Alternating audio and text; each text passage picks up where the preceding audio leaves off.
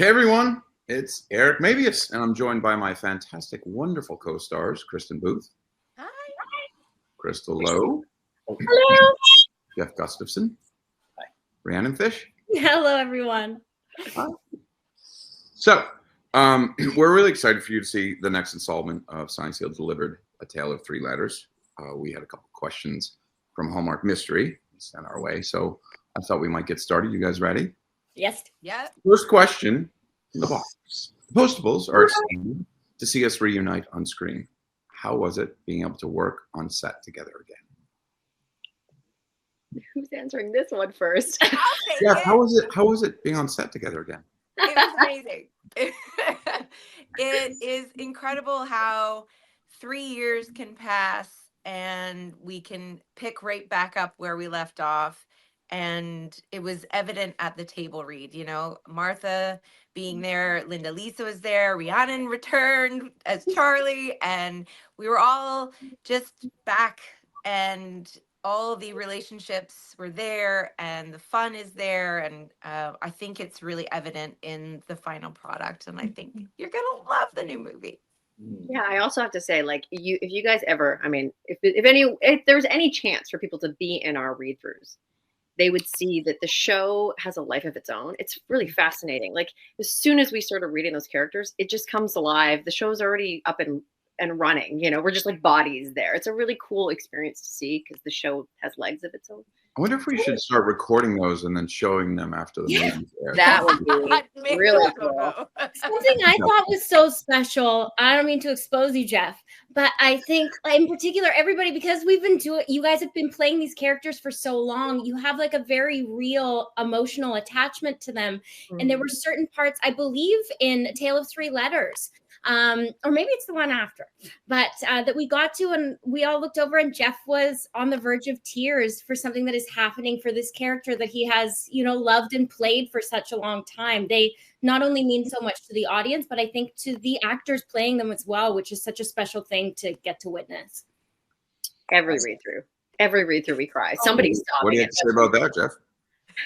Well, yeah, what a nice exposure. No, it's true. Like, you know, it's just nice to see everybody, and we've been doing it for so long. It's, you know, we're getting the band back together, so to speak, and you know, it's just I just like hearing what everybody's been up to. Yeah. You know, like everybody's been saying, the show kind of, you know, we got to do our work and stuff, but the show kind of does itself at this point. You know, the characters are really well established, and we all know what we're doing. So, really, a lot of the fun is just like catching up. Yeah. I think it's funny we anticipate finally hearing, you know, we hear bits and pieces from Martha as she's writing and getting notes back, and we're moving closer to the day, and it seems like the day of us finally getting to the read-through stretches out endlessly. When we're finally there, there's so much we bring to the table. It's like it's been building up, but obviously that's clear for us, but the audience members have been waiting to see the final product. They should know that we're both sharing in that same excitement, and it's kind of neat because we sort of put it in front of the camera, and now they got to wait another couple weeks to see. Anyway.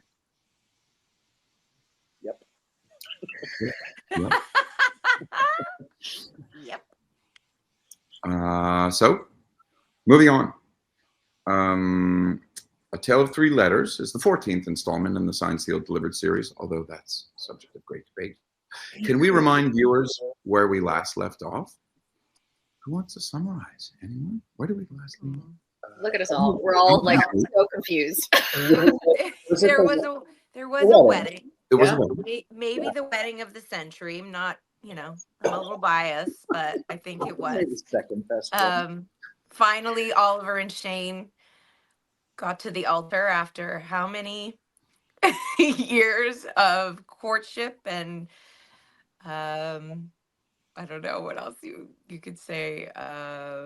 It was a vastly protracted romance period before we ended up to the consummation. Yeah, so to speak. Yes. So yeah, Oliver and Shane are now wed. Obviously, Rita and Norman are married as well. So we have 2 married couples in the DLO. we, at the end of the last one, Rita and Norman decided that they would adopt Charlie and her baby, so to speak. Yeah. Yeah, that's when we got to bring Rhiannon into the family, which was really nice. And to see her Ta-da. come back into this family, literally, is going to be be fun for the audience. I think It was like Norman Rita had a baby and a mom's baby's baby. Yeah, That's right. exactly. we bring in everybody. You know, there's never a door that isn't open for everyone to walk through. I think that's what's so neat when we start this new movie that's going to air on July 12th, that Norman and Rita were going through this phase before Shane and Oliver. And now I wouldn't say we catch up, but it's nice that we're sort of on the same path, or seemingly on the same path. But oh boy, the hijinks. I'm shocked that I never really thought of that, but it's true. Like, you know, Norman would always come to Oliver to ask for advice, and Rita would always go to Shane to ask for advice. And now Norman and Rita have, you know, been married for longer than you guys. So that's interesting. And I didn't really think about that till this moment, that the tables have turned just slightly, that we're a little more experienced. That's what's, you know, one of my favorite scenes coming up. I have with Jeff, and that he becomes, hey, there's a cat behind you. Sorry. That the teacher becomes a student. There's some wonderful, another deepening of their friendship, Norman and Oliver's, and Oliver being able to lean on Norman for a change. Not that it hasn't happened in the past, but it's again, I just love the way Martha writes for female characters and male, and you know, there are not a lot of brotherly friendships, I think, that are portrayed as well. Agreed.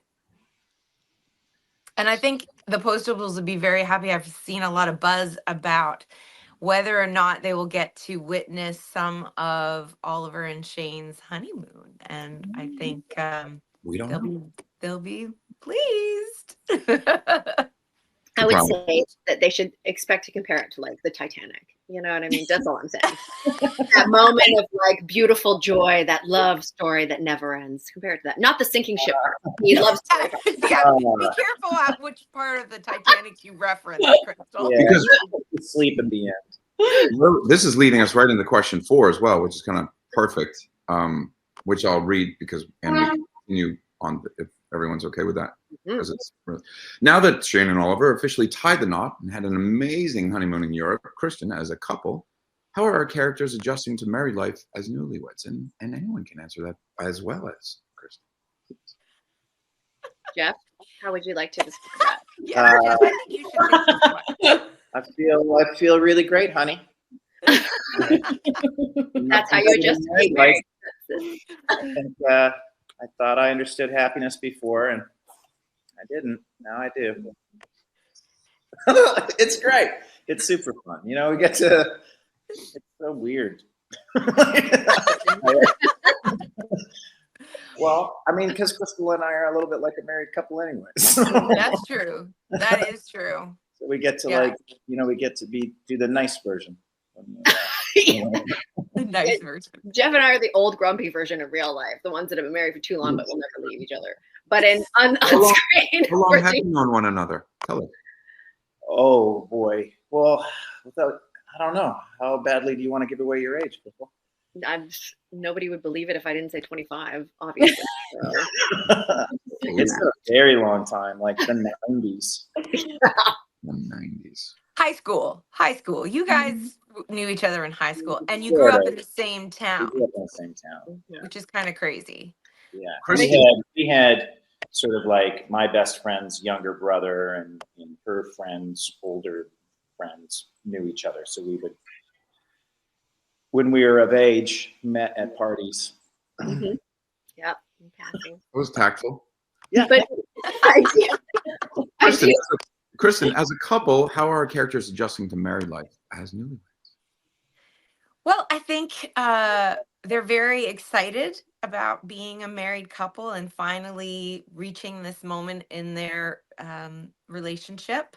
I also think that with any relationship and with any change that is as big as a marriage, that there are always things that you're discovering about this person who's taken a sort of new position in your life. Yes, a partner, but now now Shane and Oliver are living together, which is a totally different dynamic. And I think what I love about Martha's writing in A Tale of Three Letters with in reference to Shane and Oliver is that it feels very authentic to me. And it was really fun as an actor to play out those emotions and those feelings and thoughts about, you know, how it really does feel when you get married and the honeymoon is over and you get back to real life and day to day working together, living together. This is a whole new thing for Shane and Oliver, and I love the way that Martha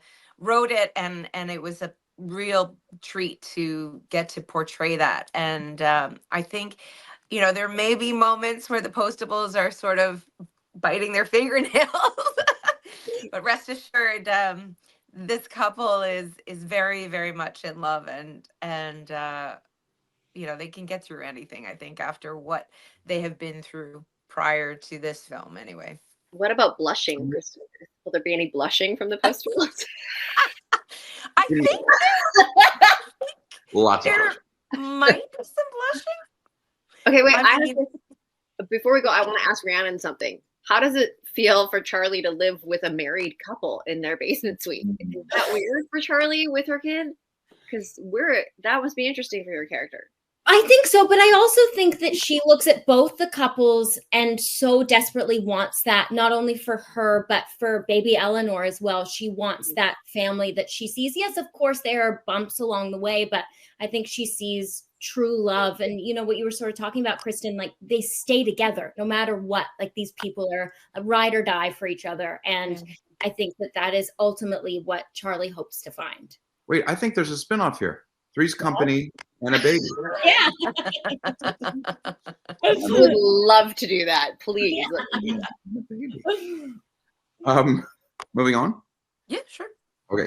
Oliver, Shane, Rita, and Norman stumble onto a new case as they discover 3 mysterious letters left behind after the great mailbox breach of 2017.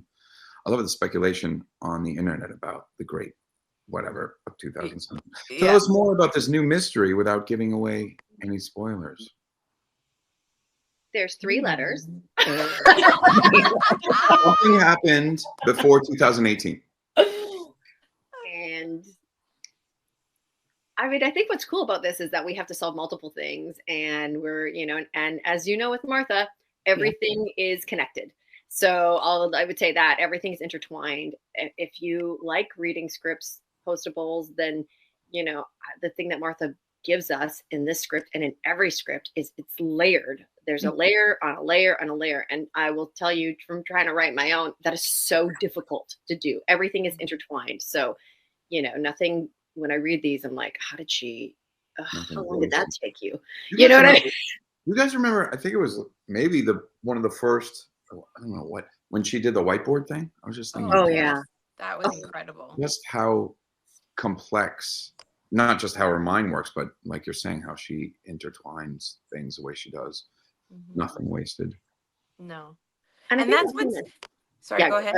It's kind of neat because in real life that happens too, right? Especially if you're in the same area. Like you don't know whose life you've touched or somebody who's, you know, reacted to someone who bounced off someone.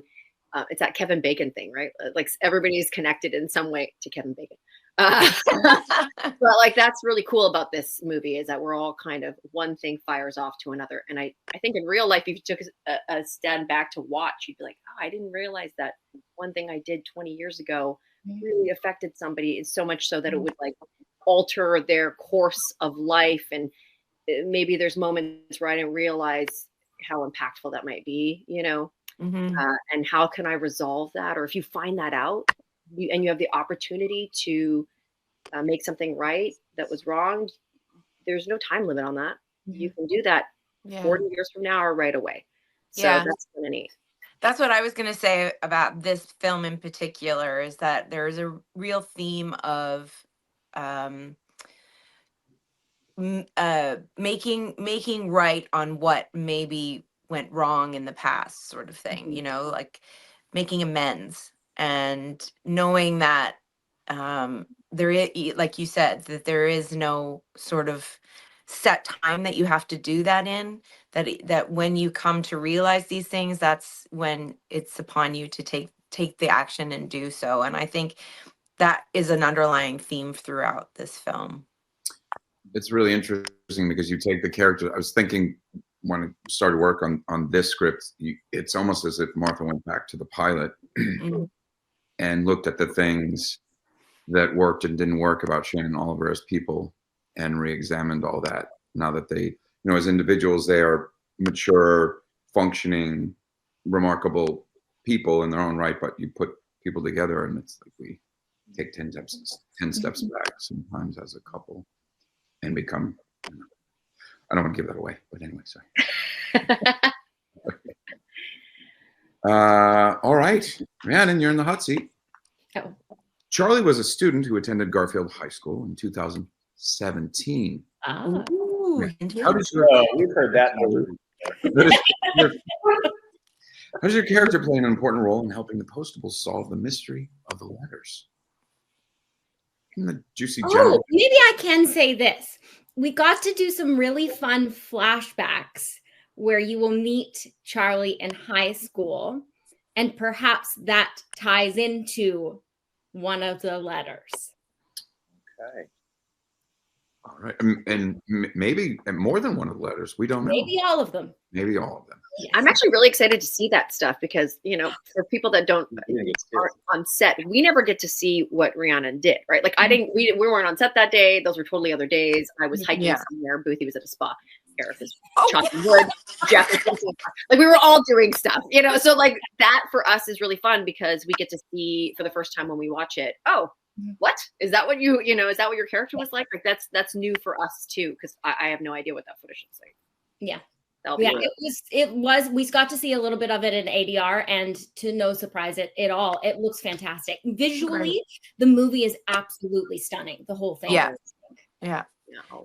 We're very lucky with the crew that we have, and Adam Slowinski is our DOP. That's director of photography, and so that's he is the reason why it looks so beautiful and we're all so well lit and it looks stunning.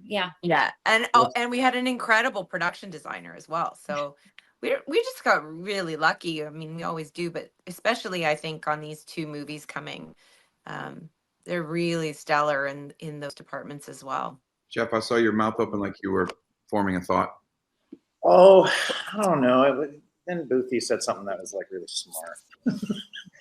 I was just gonna say I was kind of hoping that the flashback stuff of Charlie in high school came with like some very like over the top wardrobe choices. But I was like trying to figure out what was 2017. Was that really cool? Like did you have like an ombre? Isn't that the hair? Yeah, I had Oh, right. Yeah. I'm so looking forward to seeing how they made you look like your teenage self. All right, Crystal and Jeff. Rita and Norman are adjusting to new changes as they help Charlie and her baby. Can you share with us your character's next journey without giving anything away? Crystal? No, I can't share without giving things away. It's impossible. I think we touched on it before that Norman and Rita had been talking about how to have a family. We've touched on that in different films, and we've talked about the difficulties of having children for Norman and Rita too, and for Rita particularly. Obviously, as a woman who has children, I know how difficult it is to get pregnant, keep pregnancies, go through all of those big changes in your life. So I think Martha gently always touches on what family means for Norman and Rita, and I don't, I think with Norman and Rita, it's like they're open to family just means that we all live in the same roof and we've decided to love each other in whatever way we can. And so we're going to explore, I think, that and see where it goes. But I will tell you that, I mean, since I've already been pregnant multiple times in real life on the show, I mean, like for like 5 movies, I was pregnant, very pregnant. I wouldn't be opposed to being pregnant as Rita on the show, So we'll see what happens. Jeff? A lot to unpack there. You don't have to. That's what's so great. Yeah, I think like what Crystal said, Norman has such a rich understanding of what family means, whether it's chosen family or biological or his foster. He's got such a massive foster family. I think postable family. Sorry to interrupt. And I just think that there's like, we see the coming together of Rita and Norman and how they see family, and when they start doing some family planning and whatever that means. It's fun. It like goes back to what Eric was saying about Shane and Oliver's relationship, and how they're very distinct individuals who are very successful in their own right, but when you come together, you get to explore how they sort of redefine things like family for themselves as a couple. And how essential, really, if you think about it, that as Norman and Rita's relationship evolved and they take the step, those wonderful scenes we had, am I going to be ready for my wedding day? Is this, you're taking the steps and then moving on to starting a family and all that entails. I realized what a wonderful addition Charlie's character is, because you guys are one another's, in a way, training wheels, right? You can go through sort of what it's like to help raise a child, giving you the confidence to move forward as it unfolds, which that's a Martha thing, I guess, right? It's fun to see. I don't think this is giving away too much, but it's fun to see how Norman interacts with Eleanor. I think that's a reasonable thing to say. I don't think it's giving away too much. Who's Eleanor again? Baby. Charlie's daughter. I'm just being moderator. I'm sorry. You actually said, "Who's Eleanor?" And I'm like, oh, did I get the name wrong? No. Going back to Eleanor, the one of my favorite memories from the film, prior to the one that will be coming out on July 12th, is pushing Rhiannon, Charlie, in the mail bin through the post office. That was my first day. It was so fun. Yeah. While she was in labor. That was hilarious. And they gave you the most enormous pregnant tummy. You're so teeny tiny, and then they put this, it literally looked like you had swallowed a workout ball. I know. Maybe she had twins. We didn't know. I could have been twins. It was so fun. Yeah. All right. Everyone's favorite question. Timing is the main theme in this movie and all our movies, as all of our characters encounter their own challenging moments. Are there any important lessons they learn as each of our characters begin new milestones in their lives? New lives. I think one of the biggest lessons for all, kind of everybody, is it's never too late to right a wrong, and that generally speaking, people are willing to forgive, I think.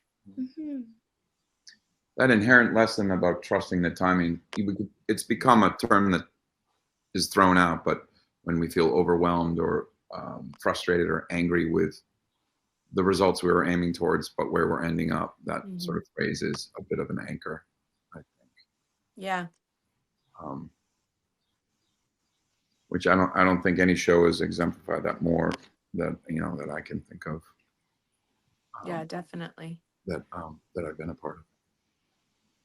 I do think Rita and Norman sometimes second guess themselves in this film.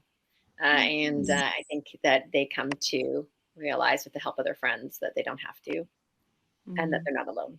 And so that's a nice, not that they ever really were alone, but some circumstances are big and you feel overwhelmed and terrified of unknown. And I think Norman and Rita get the chance to just be reminded that they're never alone. They're always okay. And the growth is that they always have somebody to depend on, Yeah. What's great is Shane and Oliver don't doubt themselves or their relationship at all in this movie. You know, like that's true. I think in order for someone to feel the need to trust the timing, there has to be some sort of inherent conflict or challenge to overcome. And I think we've been watching these characters do it for so long, but because the relationships have changed so much, because they've grown so much, it is very humanizing to see them still like requiring growth and requiring communication and requiring like faith and hope. And I think this movie does the same thing that we've always done. We you know, our relationships are challenged by one thing or another, and then we, through our experience with each other, we just kind of agree that it's going to work out at some point. Mm-hmm. I do love, like, Signed Sealed is one show on Hallmark that really tackles big stuff. Yeah. We do.